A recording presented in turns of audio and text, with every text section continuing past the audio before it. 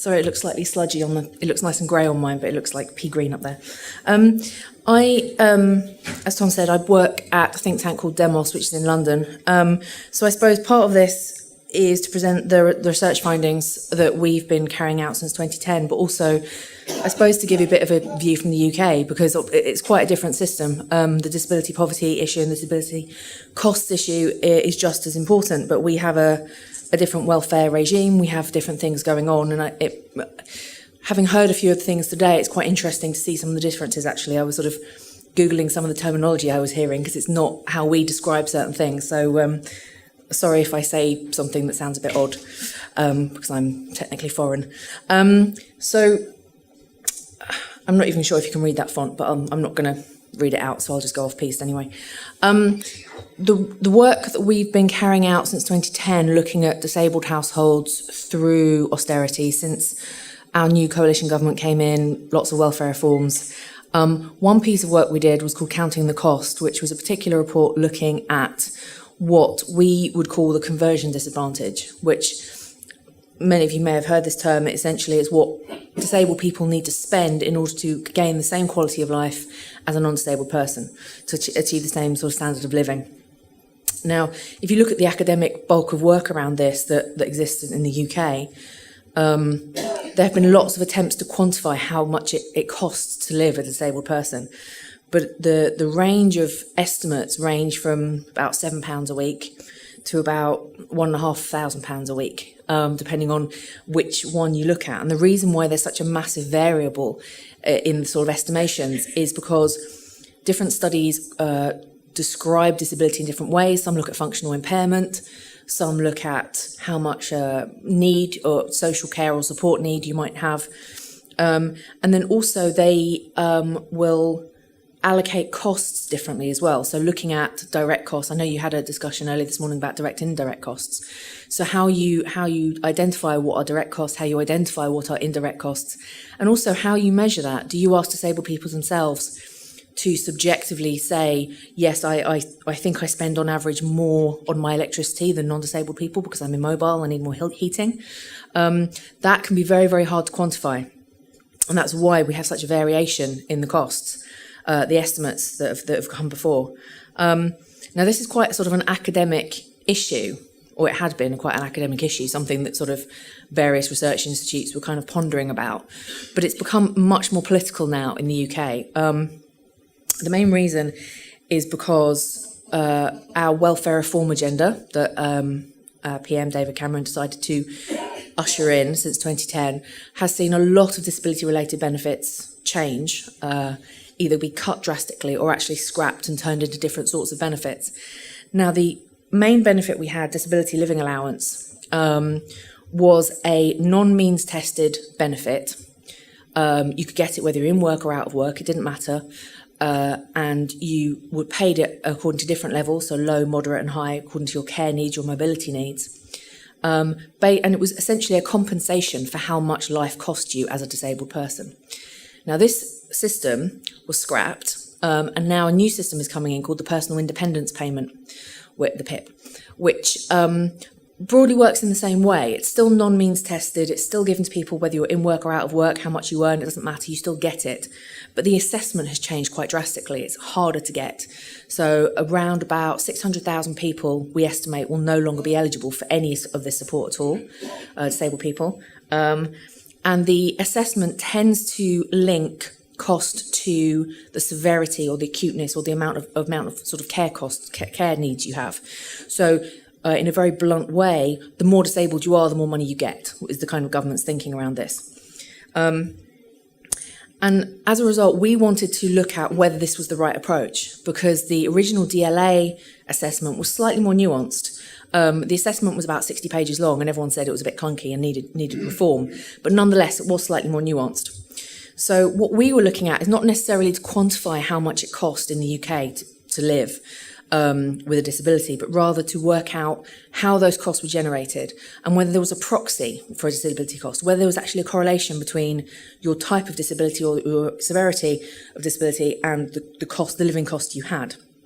So we surveyed about 850 disabled people and asked them to estimate both their direct and indirect disability-related costs, and also asked them how much care and support they needed in hours per week as a proxy for the functional impairment, which is what the government calls it, the functional impairment of their disability. We also asked a series of other questions related to their employment status, their housing, their transport, a wider range of kind of variables, if you like. So our headlines were essentially that while we weren't looking to quantify the cost of living for people with disability, we did get one. People in the UK, disabled people in the UK, spend on average £550 more per month, which is about 700 and something euros a month, on disability-related costs, direct disability-related costs.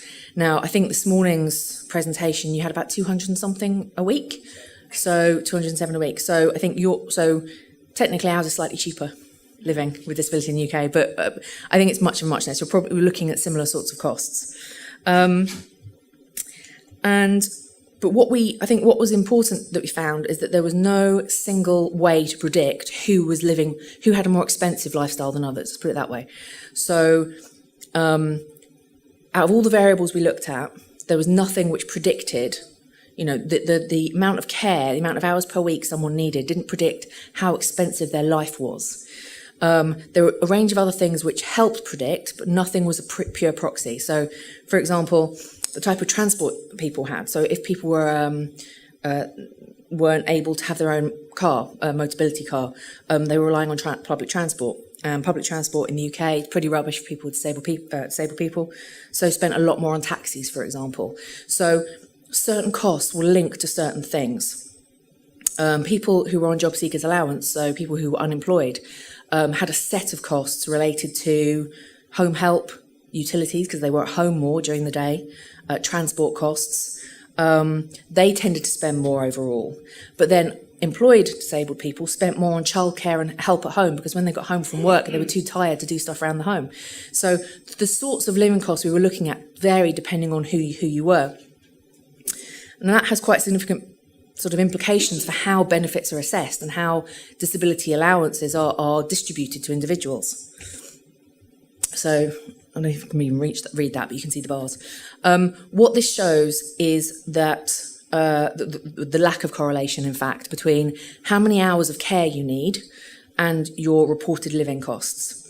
Now, the correlation, there was no significant correlation between the two. When we averaged it, you can see a slight trend there, but it's not linear, because what we have here is that people that said, I need about up to 7 hours a week support at home, had higher costs than people that said, I need between 7 and 14 hours of care at home. And there were such large differences of the costs within these need groups that the averages didn't really mean much. We've averaged them to try and work out if there was a linear correlation there. And there's ish, but the averages were so wide ranging it was kind of meaningless. So that's sort of according to care need. Housing was a much better predictor, in fact, of your cost of living with disability. So what we found is that the suitability and the type of housing people were living in, predicted a whole range of additional costs, from childcare to utilities, from direct costs to with equipment, indirect costs. People with unsuitable housing and people in private rented housing tended to spend far more. Shared ownership type housing, social housing, spent far less. Owner-occupiers were kind of in the middle. That is a series of direct costs, and you probably can't, I can't even read it from here, but I might be short-sighted. So, this is direct costs, and on this you can see it's kind of specialist food and drink is the first one, specialist equipment, specialist clothing, therapy, personal hygiene, those sorts of things. All tended to be higher if you lived in unsuitable housing, and the bottom line is suitable housing. And then if you look at indirect disability costs, again, people with suitable housing were spending a lot less on electricity, gas, water, all the sort of standard things to do with living, as well as petrol or diesel in terms of transport, and laundry costs. So again, sort of across the board, housing was almost a better predictor of how expensive your life would be with a disability compared to how much need you had, how much care need you had week on week. So this kind of captures it, I think. This kind of shows you the kind of main problem that we have with the way we measure disability-related costs in the UK. The most expensive sort of range of variables are people who live in unsuitable accommodation, who tend to be private rented, living in London, unsurprisingly, who don't have any informal sort of social networks, who don't need a lot of social care, who are unemployed and don't have a bank account or are in debt. But the second most expensive sort of scenario, if you like, are almost opposite to that. So you've got homeowners, you've got people with a car, you've got people living in Northern Ireland, you know, as the second most expensive region in the UK. And interestingly, they needed more hours of care. And potentially also were receiving local authority funded social care and personal care. So I suppose the important thing here is that the guys on the right, technically in our current system, will receive more disability related benefits than those on the left. Because the ones on the right, because they are unemployed, because they have higher care needs, according to our current system, will get more benefits. But actually, the guys on the left have more expensive lifestyle costs related to their disability. So it's kind of clearly showed you that the way in which our current benefits are being allocated to disabled people is kind of missing the mark. People whose lifestyles are more expensive, not because they're splashing out and stuff, but because their lives are more expensive with a disability, are getting lower benefits than people who potentially have cheaper living costs. And I think this links to what you guys were saying earlier, just before the end of the session, about need for a personalised assessment, a need for a way to capture that everybody is quite different. And unless you have quite an accurate assessment, what you will find is that you're almost giving money to the wrong people, and the people who need it most might not be getting enough as what they need.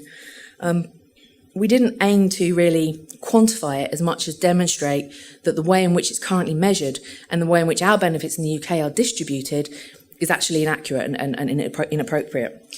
And with the shift to the new benefit system that we have, which is the personal independence payment, it's only going to get worse, because the new assessment has gone through about 7 different iterations now, and everyone keeps saying it's rubbish and they go back and try again.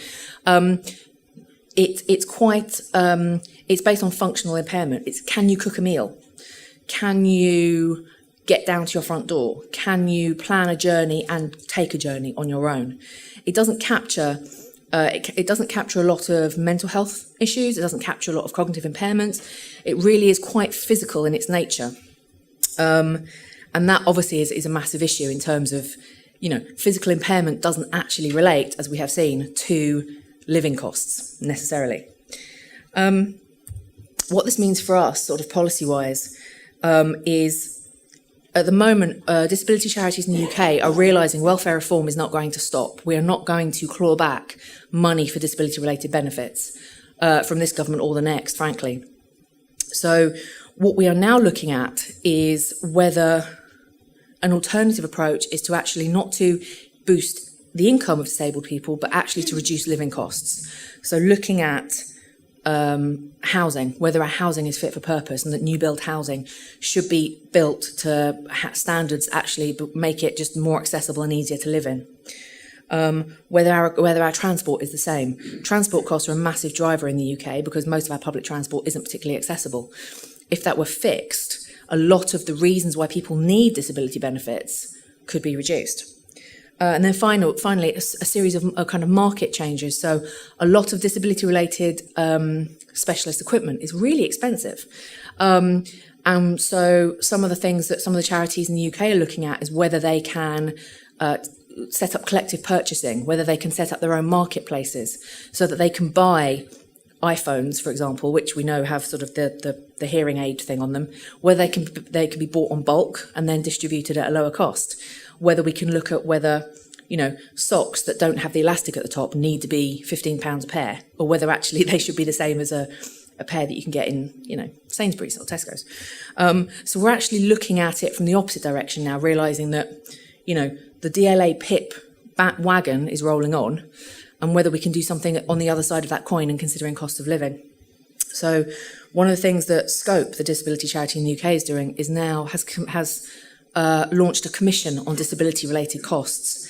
And on the panel are people, sort of business people more, and kind of consumer champions who are actually looking at, okay, let's put welfare reform to one side because we're fighting on that front elsewhere.